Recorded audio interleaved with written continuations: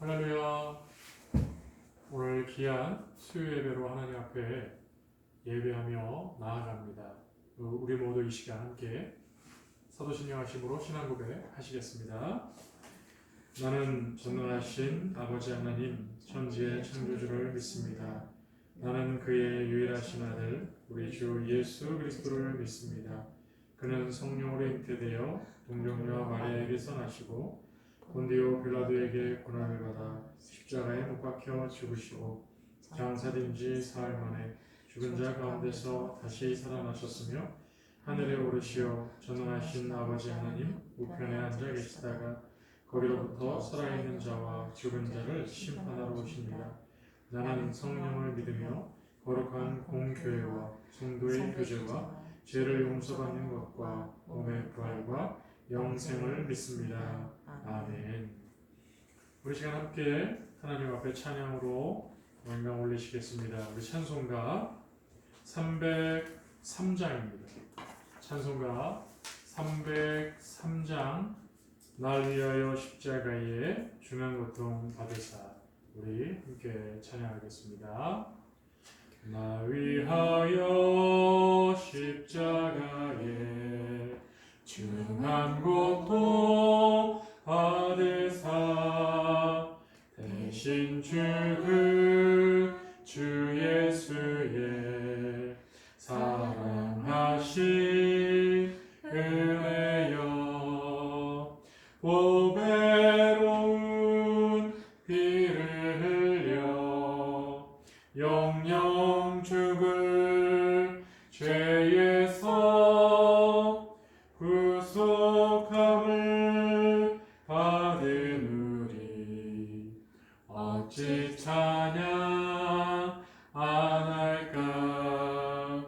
예수 안에 있는 우리 한량없이 즐겁고 주 성령의 위로함이 마음속에 차도다.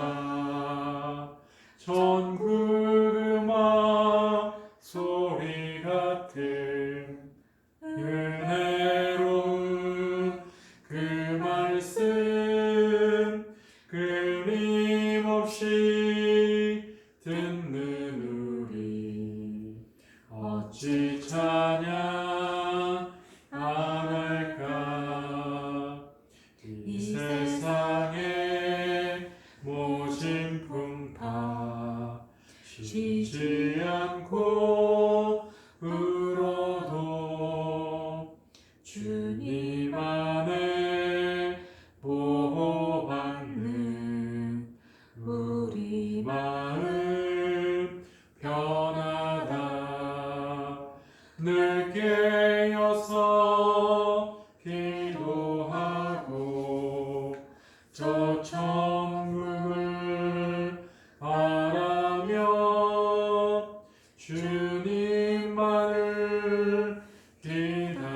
기다리니 어찌 찬양 안 할까. 아멘. 기도하겠습니다. 사랑과 은혜가 많으신 아버지 하나님, 오늘 부활절을 지나고 3일째 되어지는 3일 밤 예배로 하나님 앞에 감사하며 예배할 수 있도록 인도하심을 감사합니다. 세상은 여전히 코로나로 인하여 많은 고통과 신음의 소리가 있으며 또한 세계적으로는 여러 나라의 마음 아픈 이야기들도 많이 있습니다. 하나님, 오늘 우리가 주 앞에 나와 예배하며 함께 기도하고 주의 은혜를 구하오니 아버지의 이 땅 위에 억울한 일을 당하며 또 근심과 걱정과 아픔 가운데 있는 이들 위로하시고 치유하여 주시고 코로나 사태가 속히 종식되어질 수 있도록 은혜 베풀어 주시옵소서. 미얀마 사태와 아버지 하나님 전 세계에 많은 어려움을 겪고 있는 이들 주님 찾아가 주셔서 평화를 허락하여 주시고 모두가 주의 은혜 안에서 행복한 삶을 살 수 있도록 은총의 은혜를 더하여 주시옵소서. 오늘도 주시는 말씀 앞에 우리의 삶을 드리기를 원하오니 주의 말씀으로 이 시간 우리에게 생명의 능력을 더하여 주옵소서. 귀하신 예수님의 이름으로 축복하며 기도하옵나이다. 아멘. 오늘 우리 하나님 말씀 함께 보시겠습니다. 오늘 하나님 말씀은 우리 요한복음 말씀 보시겠습니다. 요한복음 우리 20장 19절에서 우리 23절까지 말씀 한번 보겠습니다.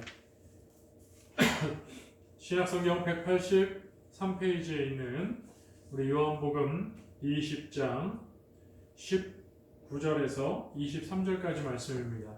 제가 봉독해 드리겠습니다.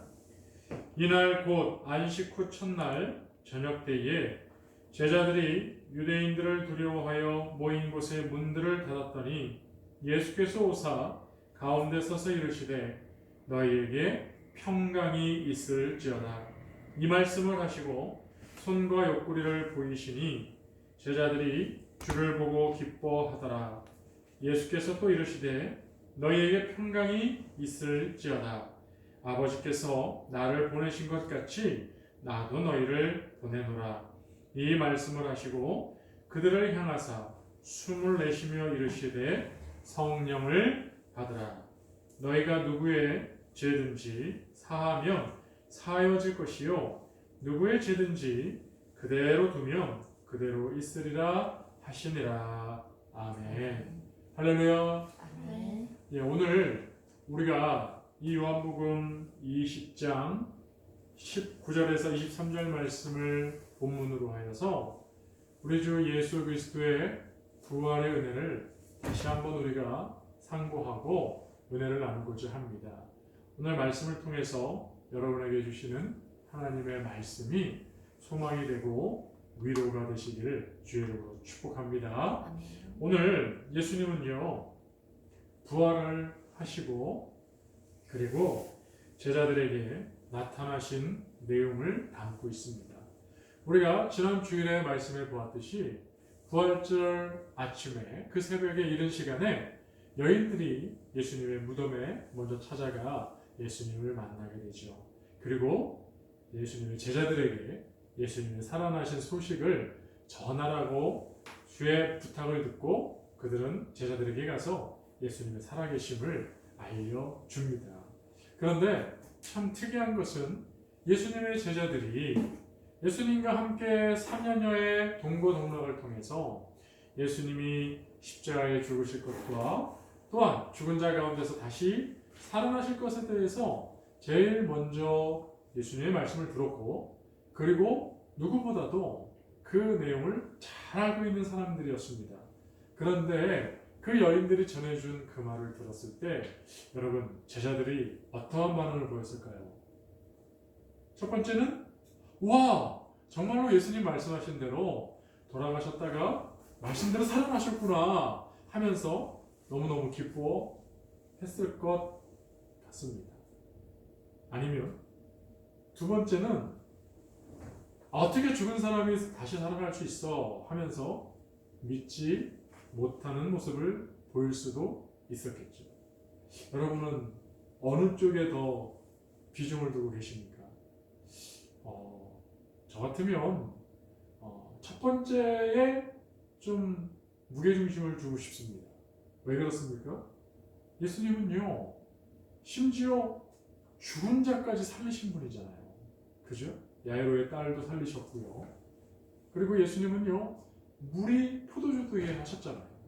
그리고 무에서 유를 창조하듯이 마치 없던 것에서 있는 것이 되게 하셨던 것처럼 그 보리떡 5개와 물고기 2마리를 가지고요. 여러분 성인 한 명이 먹으면 족할 그 도시락이 무려 남자만 5,000명이 먹는 그런 놀라운 일이 생겨나지 않았습니까?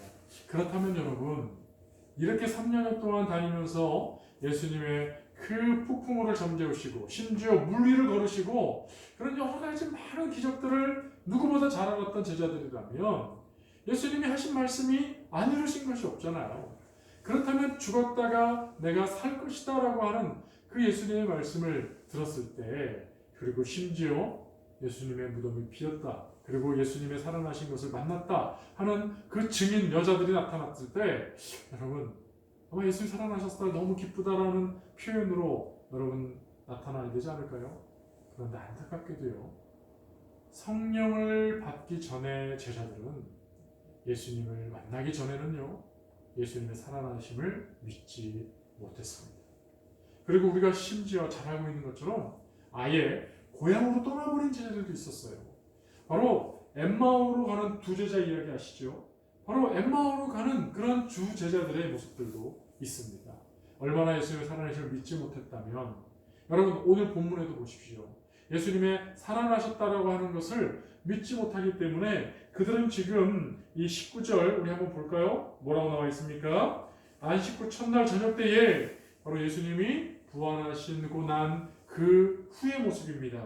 제자들이 저녁 때에 뭐라고 했습니까? 예수님을 잡아 죽인 이 악한 유대인들을 두려워했다고 했습니다. 두려워해서 그들이 지금 모여 있는데요, 문들을 닫았다는 거예요. 무서워서 문을 꽁꽁 걸어 잠그고 있다는 거예요. 여러분 정말 이 모습도 이해가 안 되는 것은 아니죠.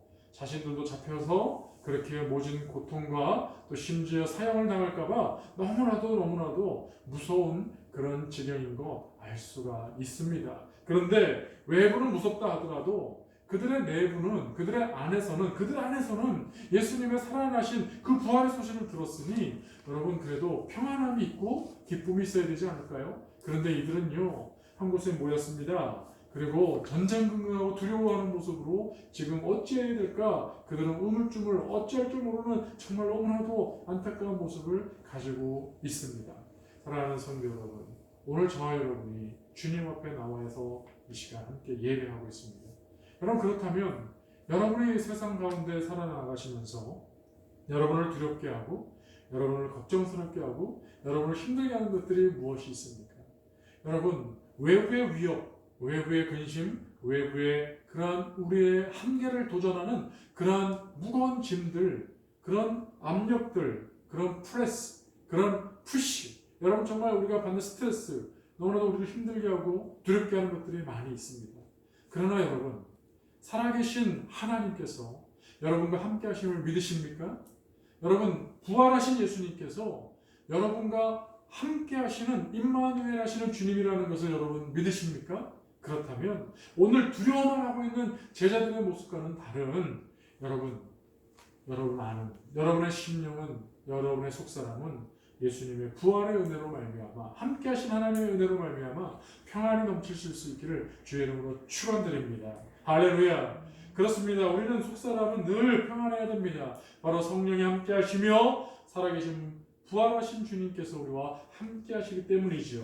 그래서 예수님은 그들에게 그들이 잃어버렸던, 주님과 함께 있을 때 무엇이든 할 수 있을 것 같은 자신감과 그 평안을 잃어버리고 두려워하고 있는 그들에게 예수님은 나타나십니다. 그리고 그들에게 무엇을 선물하십니까? 그렇습니다, 여러분. 두려움을 몰아내시고 평안을 허락하신다는 사실이에요. 여러분 19절 한번 보세요. 19절 다시 한번 보시면, 이날 곧 안식 후 첫날 저녁 때 제자들은 유대인들을 두려워했습니다. 모인 곳의 문들을 닫았습니다. 근데 예수님이 놀랍게도 그 닫혀져 있는 문을 통과하셔서 그들 가운데 오셨습니다. 그리고 서서 이르시되 말씀하셨습니다. 뭐라고요? 한번 같이 해보겠습니다. 평안이 있으라. 평안이 있으라. 할렐루야. 여러분 안에 평안이 회복되고 평안이 넘치시기를 주의 이름으로 축원드립니다. 바로 예수님께서 그 두려움에 떨고 있는 근심과 걱정과 외부의 압력으로부터 스트레스 받고 있는 그 제자들에게 오셔서 처음으로 하신 말씀은 다른 것이 아니라 그들이 잃어버린 그 평안함을 지금 허락하고 계시다는 것입니다. 사랑하는 성도 여러분, 예수님께서 이 땅에 오셔서 죄와 모든 허물들을 씻어주셨습니다. 그 죄로 인하여서 우리에게 찾아온 것은 무엇입니까? 그렇죠. 바로 선악과를 따먹는 인류 최초의 범죄자 그 아담과 하와를 통해서 바로 죽음이 들어왔습니다. 하나님 말씀도 죄가 여러분 장성해서 뭐가 됩니까? 사망이 된다고 그랬습니다. 그렇습니다. 여러분, 죄는 사망이에요. 바로 죽음입니다.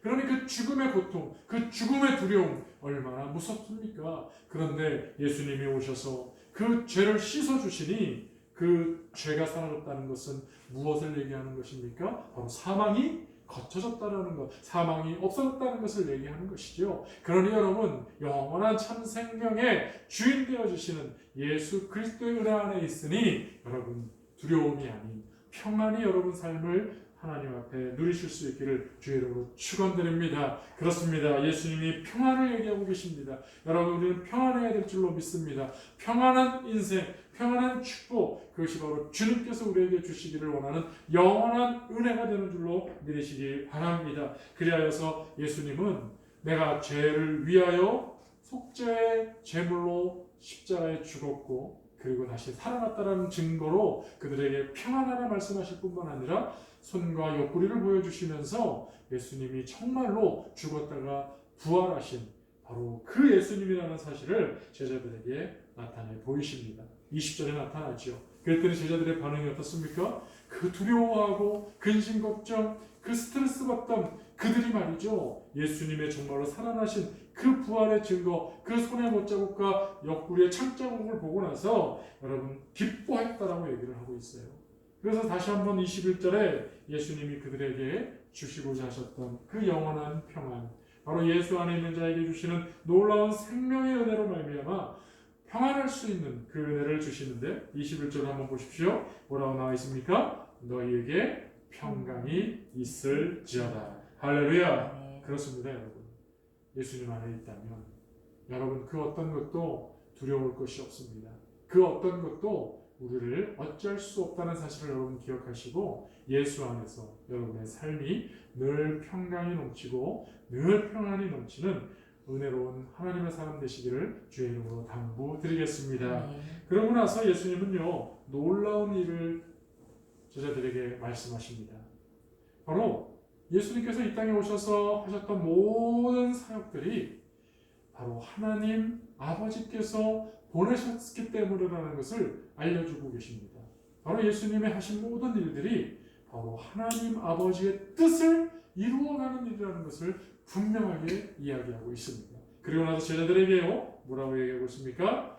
나도 너희를 보내노라 말씀하고 계십니다. 여러분 정말 두려워서 무엇을 해야 될지 모르는 어찌할 바를 몰라서 지금 너무나도 근심과 걱정 가운데 정말 죽을 것만 같은 고통 가운데 있었던 그 제자들에게 지금 예수님은 예수님의 놀라운 그 평강을 허락하시고 그리고 무엇인가 어떠한 일인가 바로 주님의 보내시는 그 사역을 감당할 수 있는 그러한 산 소망, 새 소망을 불어넣어주고 계시다는 것을 우리는 오늘 말씀을 통해서 알 수 있습니다. 주님이 부활하셔서 바로 우리에게 원하시는 것 그것은 우리의 죄를 온전히 씻어주심으로 말미암아 영원한 생명 가운데 평강을 누리고 더 나아가 그것으로 그치는 것이 아니라 나아가서 바로 주님의 사자의 역할, 주님께서 보내신 일들을 감당할 수 있는 것 그것이 바로 아버지 하나님의 뜻을 이루어가는 것이라는 것을 오늘 본문을 통해서 분명히 알 수가 있는 것이죠. 그러므로 무엇을 먹을까, 무엇을 마실까, 무엇을 입을까 염려하거나 걱정하지 말라고 그랬습니다. 왜 그랬습니까? 이미 우리에게 무엇이 필요한지를 하나님 아버지는 다 아신다고 그랬습니다. 그러면 우리가 무엇을 먼저 구해야 된다고 그랬죠? 그렇습니다. 너희는 먼저 그의 나라와 그의 의를 구하라고 분명히 말씀하셨습니다. 바로 하나님 아버지의 뜻을 구하라는 것이죠. 바로 오늘 예수님께서 이 땅에 오신 것은 예수님이 원하는 이 땅에 무언가를 세우려는 것이 아닙니다. 어떠한 일을 하려고 했던 것이 아닙니다. 바로 하나님의 뜻을 이루어가려고 예수님은 그 뜻을 붙잡고 십자가에까지 희생하셨던 것이죠. 그러니 이제 제자들에게도 이제 예수님이 보내시는 것은 다른 것이 아니라 평강이지요. 내가 너와 함께한다는 사실을 우리와 함께하신 제자들과 함께하시는 예수님을 잊지 말라는 것입니다. 바로 예수님과 함께 있으면 평강이라는 것입니다. 그러나 예수님이 떠나 계셨다는 사실을 그들이 알았을 때 예수님이 죽어버렸고 다시는 살아나지 못했다고 알고 있었을 그 당시는 이들은 너무나도 두려워했습니다. 그러나 반대급부적으로 예수님이 다시 그들에게 찾아오셔서 평강하라 하시니 예수님 제자들은 어떻게 하였습니까? 예, 기뻐했다는 거예요. 편안한 상태를 더 넘어서 기쁜 상태까지 나아갔다는 것이죠. 그러므로 이제 더 나아가 무엇을 해야 됩니까? 그냥 감정의 변화만을 요구하고 계신 것이 아니라 바로 주님이 함께하는 것을 통해서 기쁨까지 있는 그러한 소망이 넘친다면 이제 더 나아가서 예수님처럼 하나님 아버지의 뜻을 이루어가는 하나님의 사람이 되어야 될 것을 분명하게 우리에게 알려주고 있는 것이죠. 사랑하는 성도 여러분, 이 땅에 우리를 보내신 하나님의 뜻이 있음을 여러분 늘 발견할 수 있기를 바랍니다. 그냥 정말 구름처럼 어느 가수의 노래자락처럼 그렇게 의미 없이 왔다 의미 없이 가는 인생, 그것이 인생이 아닌 것입니다. 바로 하나님께서 우리를 통하여서 하나님 나라의 하나님의 뜻을 이루어가기 원하여서 우리를 바로 이때에 저와 여러분을 보내신 것을 믿으시기 바랍니다. 그렇다면 이제 우리는요, 예수님이 말씀하시는 대로 우리를 보내시는 그 주님의 뜻을 붙들고 나아가야 되는데요.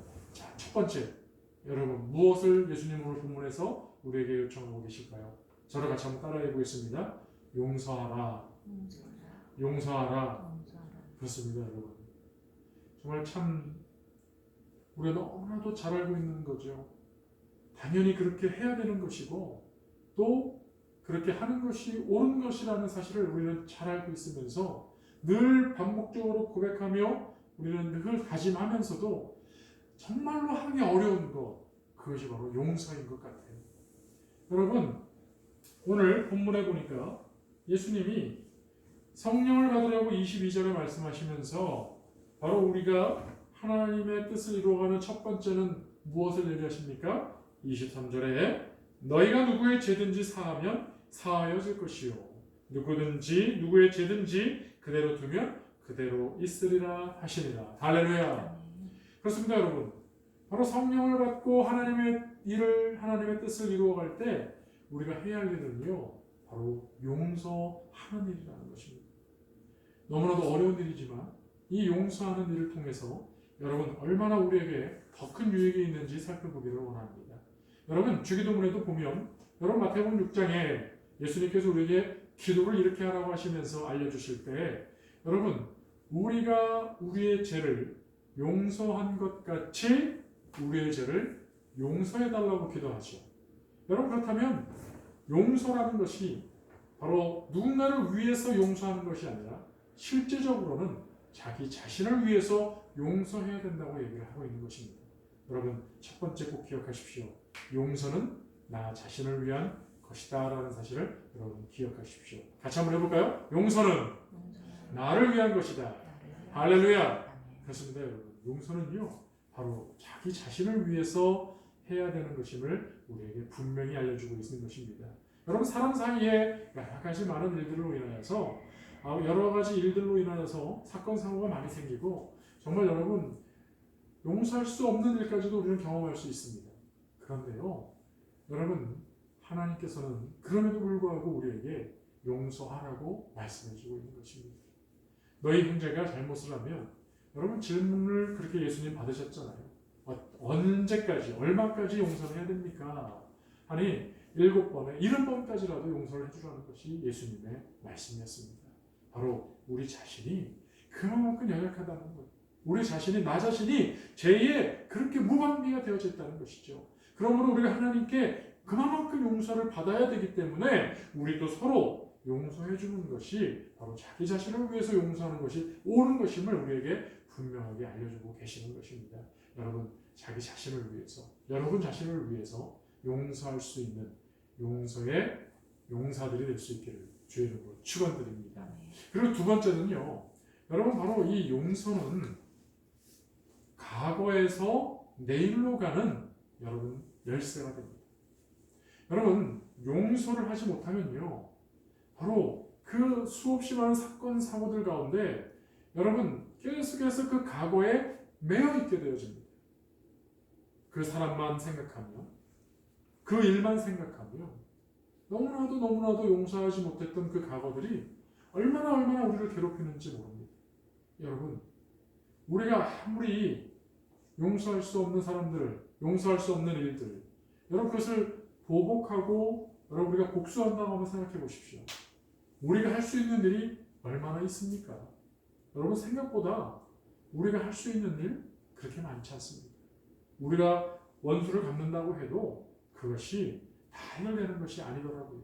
오히려 누군가의 이야기처럼 원수는 원수를 낳을 뿐이라고 하는 것처럼 여러분 서로의 이해관계가 맞지 않기 때문에 계속해서 복수는 복수를 하게 되어지는 것이죠. 그러므로 말미암아 어떤 인생은 여러분 그 복수만을 꿈꾸면서 살아오다 보니 결국 그 인생이 발전적이지 못하고 나아가지 못하고 계속 과거에 갇혀서 그 인생이 다 망가져버리고 마는 것을 보게 되어집니다. 심지어 말이죠. 최근에 제가 TV 한 프로의 짧은 내용을 본 적이 있습니다. 바로 개그맨 김준호 씨와 그 김대희 씨인가요? 그 두 사람의 그 이야기를 보니까 참 실소가 나옵니다. 비웃음이 생기더라고요. 여러분 김준호 씨가 김대희 씨를 비웃었답니다. 여자친구랑 헤어진 김대희 씨가 위로받고 싶어서 그 김준호 씨에게 찾아갔는데 김준호 씨가 김대희 씨를 보고 하하하 웃으면서 비웃었다는 거예요. 그런데 여러분 그것이 너무나도 상처가 됐던 김대희 씨가요. 여러분 아무 얘기도 안 하고 혼자 속으로 복수해야지 하면서 무려 4년이나 기다렸답니다. 그러던 어느 날 김준호 씨가요. 그만 대인기피증 걸려가지고 집 밖으로도 나오지 못하고 집 안에만 있을 때랍니다. 그때 김대희 씨가 김준호 씨를 찾아왔다는 거예요. 우리 생각에는 위로해주러 갔나 보다 또 함께 교제하러 갔나 보다 생각하기 쉬운데 그게 아니라 말이죠. 김준호 씨 집에 가서 만나자마자 김대희 씨가 했던 일은 똑같이 4년 전에 자기를 비웃었던 김준호 씨 했던 것처럼 하하하 웃으면서 그렇게 비웃었다는 거예요. 여러분 어떻습니까? 여러분 복수입니까? 오히려 그 이야기를 하는 저도 부끄럽고 그 듣는 모든 사람들이 다 부끄러운 모습이었습니다. 사랑하는 성도 여러분, 우리가 할 수 있는 일은 적습니다. 할 수 있는 일이 있다 하더라도 그것은 온전치 않습니다. 오히려 죄는 죄를 낳을 뿐이지요. 그러나 여러분 성경을 가만히 보십시오. 생사복을 주관하시는 전능하신 하나님께서 침묵하고 계신 것처럼 보이지만 사실은 모든 것을 다 아시고 때에 따라서 하나님께서 신원할 자를 신원해 주시고 보수할 자를 보수하시는 것을 보게 되어집니다. 여러분 사울 왕이 왕으로서 통치할 때 여러분 당연히 사울 왕이 하는 일이 다 옳아 보입니다. 옳게 보입니다. 그러니 온 나라가 사울 왕이 하는 것을 당연히 도울 수밖에 없는 것 우리는 알고 있습니다. 그런데 여러분 우리는 알고 있지 않습니까? 사울이 잘못된 사람이었고 다윗이 하나님의 사람이었던 사실을 우리는 알고 있죠. 여러분 그 결과를 우리는 잘 알고 있습니다. 다윗이 사울을 복수할 수 있고 생명을 빼앗을 수 있는 그런 절호의 찬스 2번이 있었음에도 불구하고 다윗은요 하나님께 맡기지 않습니까? 그러니 여러분 그 일의 결국은 전쟁터에서 사울 왕은 죽고 맙니다. 다윗은 전혀 죄를 짓지 않았습니다. 하나님의 때에 하나님의 섭리 가운데 하나님께서 옳은 자를 하나님의 사람의 손을 들어주시는 것이죠. 여러분 오늘 저와 여러분이 용서를 해야 되는 이유는 다른 것이 아닙니다. 바로 과거에 매여있던 저와 여러분의 족쇄와 같은 그 복수심이 오히려 용서하는 것을 통하여서 그 족쇄가 풀리고 미래로 나아가는 그 족쇄를 푸는 키가 되어준다는 사실을 여러분 꼭 기억하셔서 여러분 자신을 위하여서도 용서하시고 내일로 나아가기 위하여서 여러분 용서할 수 있는 하나님의 사람 되시기를 주의 이름으로 축원드립니다. 그러므로 다윗이 하나님의 놀라우신 은혜로 말미암아 바로 놀라운 지금도 존경받는 선물이 되어지지 않았습니까? 여러분 마지막으로 용서하게 되어지면 말이죠. 바로 주의 일을 이루어가게 되는 것입니다. 사랑하는 성도 여러분, 우리는 사도 바울을 잘 알고 있습니다. 그는 율법의 열심인 그러한 사울이라고 하는 청년이었습니다. 그런데요, 이 사람이 어느 날 스데반 집사님을 죽이는 일에 거의 주동자로 나타나기 시작합니다. 그러니 여러분, 예수님을 대적하고 예수님의 하시는 일에 그 복음 사역에 대적하는 자가 되어졌으니 얼마나 큰 죄인입니까? 그런데 여러분, 용서라고 하는 것 한번 잘 생각해 보십시오. 여러분, 그가 다메섹으로 나아갈 때 예수 믿는 자들을 잡으러 가는 그 다메섹 그 도상에서 예수님을 만나게 되어집니다. 그가 누구냐고 물을 때에 예수님이 말씀하시죠. 바로 네가 괴롭히는 나 예수다라는 것이죠. 그 사울은 거꾸러졌습니다. 그럼 그가 무엇을 했을까요? 그가 알고 있는 모든 율법, 하나님의 말씀, 그것을 다시 한번 점검하니 그 말씀이 예수님 말씀처럼 바로 예수 그리스도를 이야기하는 것을 알고 그는 예수님의 제자가 되기로 회심하지 않았습니까? 그런 여러분, 어디에도 회개했다는 말이 정확하게 드러나는 모습들은 없지만 분명히 그는 얼마나 통해 자복하며 하나님 앞에 회개했겠습니까? 여러분, 그 회개, 그 용서함이 있을 때 여러분 무엇을 하게 되어집니까? 오늘 본문에서도 나와 있는 것처럼 너희가 누구의 죄든지 사하면 사하여질 것이요. 할렐루야. 바로 우리가 용서하는 것은 하나님의 일을, 하나님의 뜻을 이루어가는 것이 된다는 것입니다. 그러므로 여러분, 다른 거대하고 위대하고 거창한 일들을 하려고 먼저 시작하지 마시고 여러분 자신을 위하여서도 용서하십시오.